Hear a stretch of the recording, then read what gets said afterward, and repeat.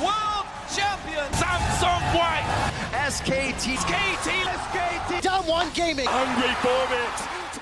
If you've tuned into the League of Legends World Championship in the last 15 years, chances are you've seen a South Korean team win more often than not.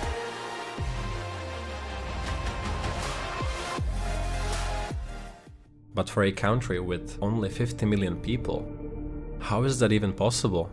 Excluding Season 1 Worlds, Korea made it to finals 11 out of 13 times, winning 9 out of those 11. How is this relatively small country able to reign such supremacy over the entire world?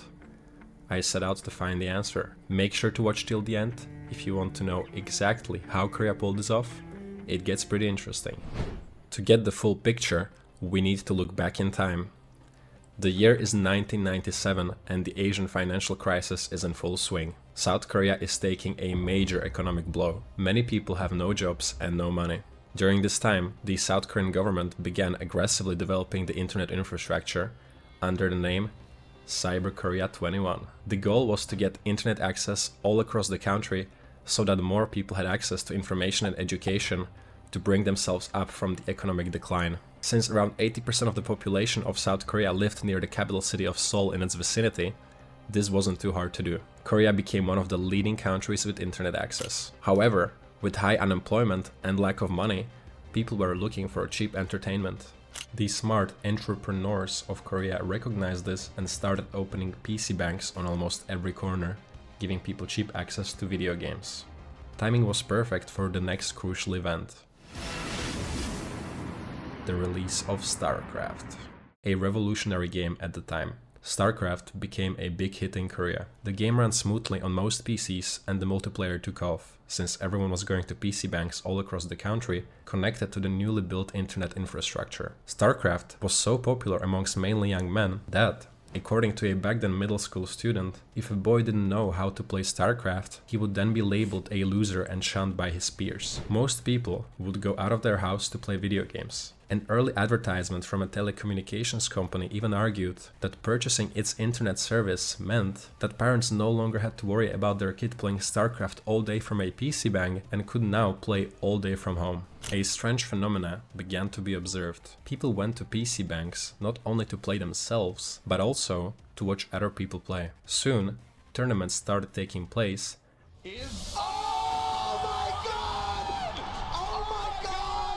and the best Starcraft players were gaining status and recognition. Here comes the South Korean government again with a very visionary approach. In the year 2000, Pro Gamer was already recognized as an official job category and the Korea Esports Association, or KESPA for short, was established. The goal was to promote esports and regulate the industry. Soon, dedicated TV channels broadcasting Starcraft competition started popping up, further promoting esports to the mainstream. The most famous one being On Game Network, or OGN for short. All this was already happening 10 years before sites like Twitch even existed. That's how early Korea adopted esports.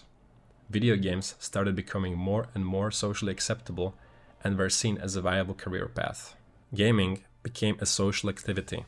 People went to PC banks to socialize, hang out after school, and more PC banks kept seeing the light of the day. There were estimated to have been around 20,000 PC banks across Korea in 2011. In comparison, McDonald's had around 14,000 restaurants in America back then. That's how serious South Koreans were about video games. The timing was once again perfect for another player to enter the field.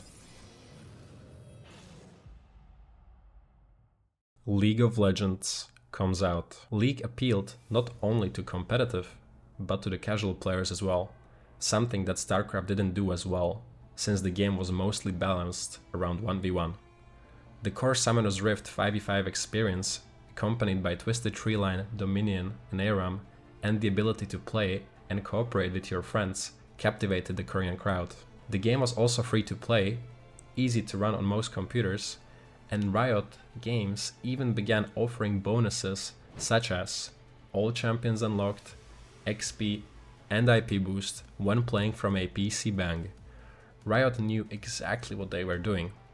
League quickly became a hit. The reason why Starcraft is so important in the context of this video is because the skills needed to play Starcraft are transferable to League of Legends. In both games, you need skills such as micro-unit control, macro knowledge, map awareness, etc. In the following clip, Nemesis, who is one of the best EU pros, is teaching a Starcraft professional to play League of Legends for the first time. And this is the reaction of Nemesis. You can auto and then you can press Q2. Are you sure you never played this I game? never played this game. What? It feels like you did, no? Like when No, I'm watching? never- You basically had a generation of players trained on a game that was pretty much a League predecessor. And as soon as League spread across the world, South Korea has dominated ever since. If we exclude the Season 1 World's Championship that took place in Freak's basement, South Korea has made it into World's Finals 11 out of 13 times, winning 9 of them. I mean, look at the years 2014 to 17. World's Finals were exclusively played by Korean teams only, for 3 years straight. Due to its limited geographic size and most of the population located in the Seoul area, the average ping in South Korea is 5 to 15 milliseconds, compared to EU and North America, which is 2 to 3 times as much on average. Since a huge part of gameplay is having strong mechanics, and a large portion of that is either hitting or dodging skill shots, with low ping, both become way easier to do. Lower ping literally correlates with your ability to get very good at League of Legends. It puts a ceiling on your skill level. Nowadays, being a pro gamer in Korea is a significant status symbol. Faker, the most accomplished Korean player, is widely recognized by the general public outside of esports. His face is literally used to advertise products in supermarkets. As a result of this, you have many people aspiring to go pro in Korea, some even receiving support from their parents. Gumayusi, for example, Is good. the 2 times world champion, had his father give him an ultimatum where if he couldn't reach Challenger, he would have to give the game up. Pays, one of the most hyped players of the LCK at only 17 years old, had private tutors teaching him League, paid for by his parents.